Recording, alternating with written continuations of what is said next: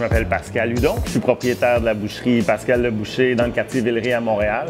On est ouvert depuis 2016, puis Pascal Le Boucher, pour résumer, on est une petite boucherie de quartier qui essaie de communiquer sur les enjeux de la consommation de viande, de se rapprocher de nos agriculteurs, de mettre des visages derrière notre alimentation et de se conscientiser sur les enjeux de la consommation de la viande, d'en manger moins et de la meilleure.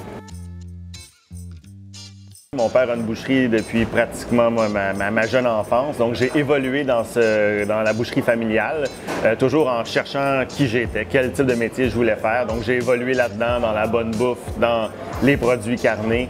Pour moi, ce qui était super important, c'était que mon métier ait un sens, qu'on communique quelque chose, qu'on essaie de créer et de valoriser des bons comportements pour les générations futures. En travaillant dans la boucherie familiale, je soupesais toujours la possibilité d'être boucher, mais je revenais toujours dans ma réflexion que je voulais explorer d'autres chemins. Et c'est vraiment en étudiant en environnement où je voulais communiquer dans ce sens-là que j'ai vraiment eu une genre d'épiphanie dans un cours hors programme qui s'appelait Gastronomie et Société, qui m'a vraiment ouvert les yeux sur le fait que la nourriture, ben oui, c'est quelque chose qu'on met dans notre bouche, mais ça touche aussi des notions d'identité culturelle, d'autonomie alimentaire, souveraineté alimentaire, d'environnement, de tourisme, d'économie locale. Tout ça a été comme une épiphanie, une révélation. J'ai fait, OK, je pourrais vraiment prendre le métier de boucher qui m'est légué, ce savoir-faire-là qui se perd, mais je pourrais vraiment y apporter ces valeurs-là qui me touchent particulièrement et faire ce métier-là le mien, mais en prenant cette petite twist-là.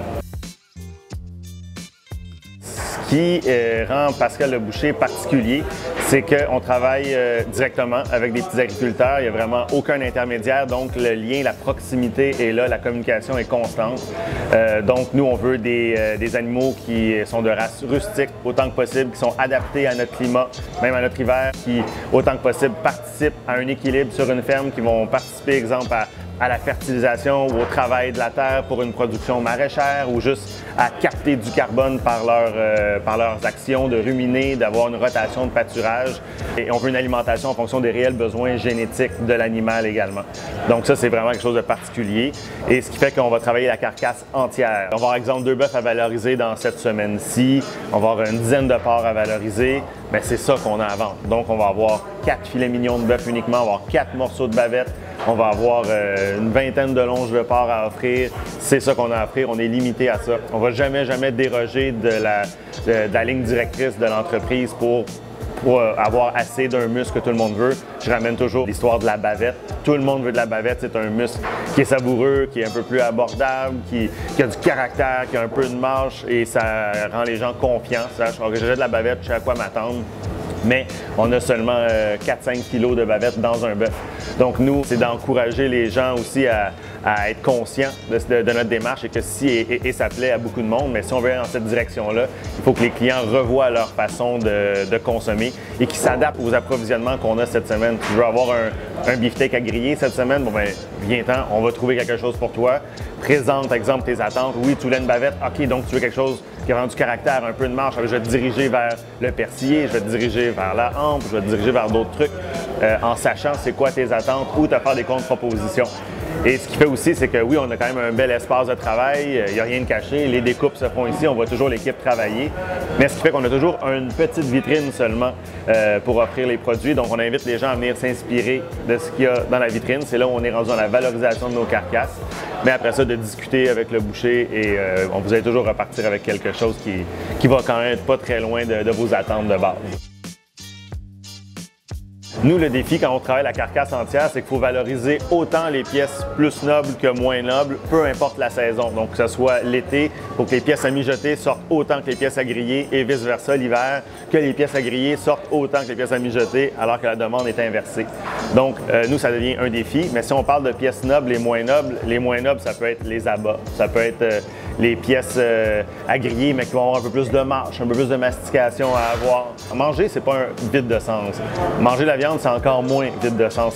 C'est de célébrer un peu tout ce qui se passe derrière la production. Il y a un animal qui a été mis à mort, on va le valoriser au complet, mais il ne faut pas snobber les parties moins nobles comme le foie ou le cœur et aller seulement sur le filet mignon. Il faut tout manger, tout a la même valeur, peut-être pas monétaire, mais point de vue énergique, tout ça, le fait protéique, c'est important. Tout a une très belle valeur. Donc, c'est d'amener les gens, c'est de présenter, c'est nous un peu un défi aussi de le présenter de façon un peu plus sexy, attirante auprès de la clientèle. On essaie de limiter le gaspillage au maximum et la cuisine va nous aider.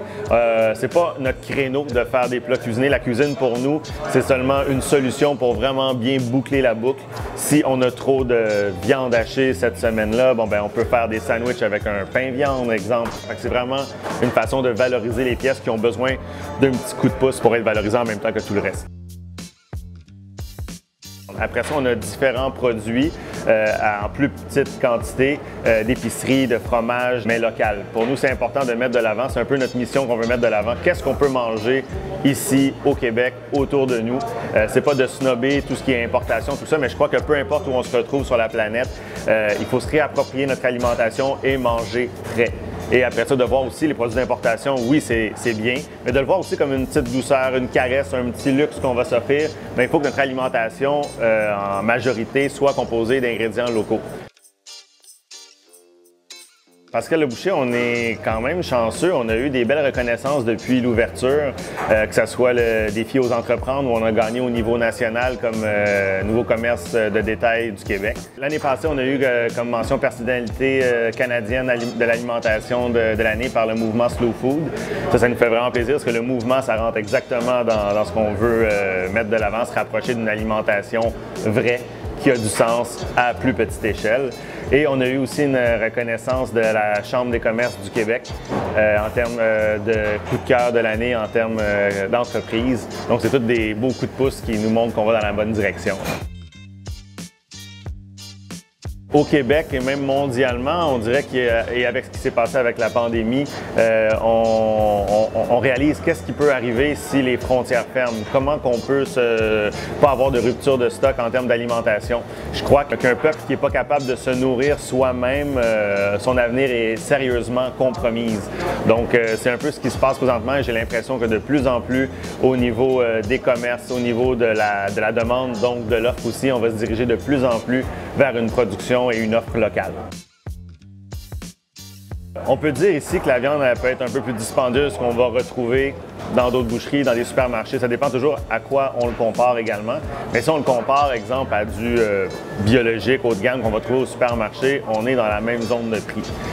Ceci étant dit, j'ai la prétention de croire que le coût de la viande que vous avez, que va coûter acheter un beefsteak ici, ça reflète aussi les coûts environnementaux, les coûts de valorisation sociale, avoir un juste prix pour le producteur. Si on veut encourager une agriculture qui va avoir moins de pesticides, voire pas de pesticides, une alimentation en fonction des réels besoins de l'animal et non pas une alimentation en fonction de la productivité et de réduire les prix toujours. Pour nous, c'est le coût réel de ce que ça représente manger de la viande de façon conséquente. Oui, ça coûte un peu plus cher, mais on amène les gens à prenez votre même budget que vous avez présentement en allant chercher votre viande plus conventionnelle. Venez le dépenser ici. Vous allez en manger moins, mais ça va être meilleur et l'environnement et votre santé et l'économie va s'en porter mieux. Une passion pour nous, c'est de sensibiliser les gens à ces enjeux-là, la production de viande et le rôle, le sens que ça a. C'est ça qu'on veut. On veut faire partie de la vie des gens à tous les jours. Fait que c'est d'amener les gens et de les prendre par la main puis qu'ils comprennent un peu la convivialité qui existe ici.